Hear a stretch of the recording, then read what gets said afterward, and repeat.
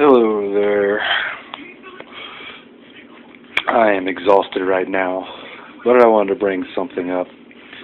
We see all this police brutality these days, and it's been going on forever. It's just now it's very easy for anyone to have a camera at any time and throw it on YouTube, and it goes viral, and we actually see it these days. But I wanted to sit here and talk about what is a cop. What is a cop? Where did the word cop come from? What does it even mean? The word cop comes from the word copper top, when the police used to wear these helmets with copper plating on them on the top. Okay, where did the police come from? Where did it start? Well, it started like a long time ago. Like, we didn't always have police here after we colonized. It was well after we colonized the Americas that we had any kind of police force. And what they started out as, they were hired guns, basically. I mean, they didn't carry guns back in those days. They carried batons. They were just like the firefighters back then. See, the firefighters used to go, they were thugs. They used to go and set people's homes on fire and then demand that they pay them to put them out. Copper tops would go to the highest payer in the area, and let's say someone wanted to buy a building and the seller didn't want to sell it. Well, the copper tops would go in there and smash the place up, beat the hell out of the owner, and most of the time they would pay after that. If not, they would take them and they would throw them in jail. They would lock them up and throw them in the dungeon until they agreed to either sell it or they sat in there, and then, you know, the person that wanted it just pretty much takes over. Alright, that started to slowly transition once a more established government was being put into place. The government started getting a lot more money, you know, especially when the railroad came into play.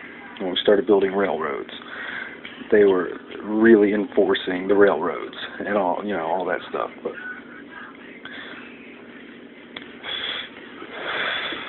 so the government pretty much bought them out. You know, as the government would buy an area, put its politicians in the area, those politicians would buy the police, the copper tops. And so this way, on the population, they could come up with their own rules, their own laws. And you know, there are murderers, there are rapists, and I am happy to see them be thrown into jail.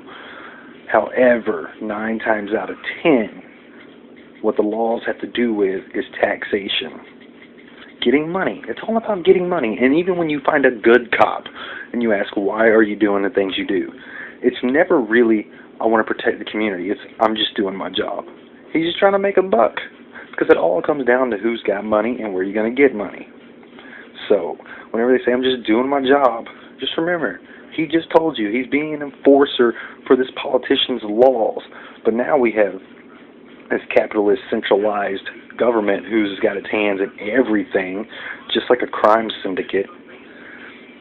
So basically they were bought out, and they are still, to this day, nothing more than thugs who are only patrolling the streets to make a buck. They're trying to make their money, and the government is using them to make their money.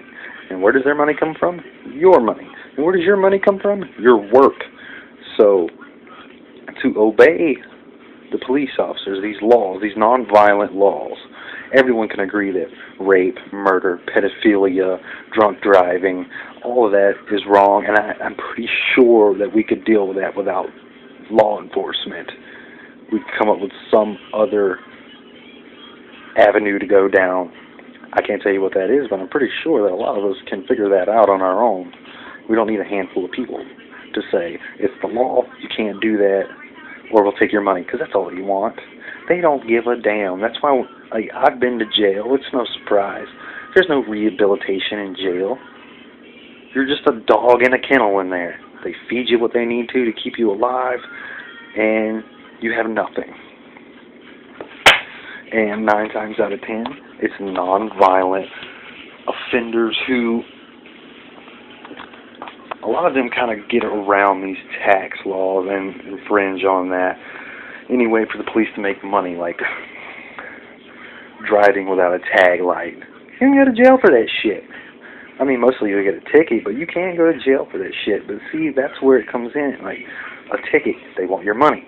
Go to jail, they want your money. And you say, well, they have to pay to keep you in jail. True, that district has to pay to keep you in jail, but they get the money back almost tenfold from the government. That's why when you sit in jail and you have a bail amount, or let's say you like violate your probation or something, and you owe $1,000 in probation.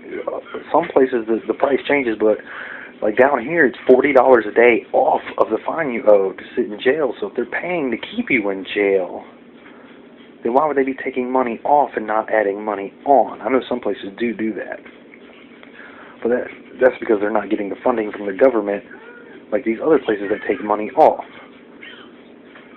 And that's coming out of taxpayer dollars. That's where the money is really going. It's not going to feed them, and I mean, it a little bit is, but they are thugs. Nothing more than thugs. Even the best-intentioned police officer is an unknowing thug, because what they're doing is they're just being muscle. They're hired muscle for pay.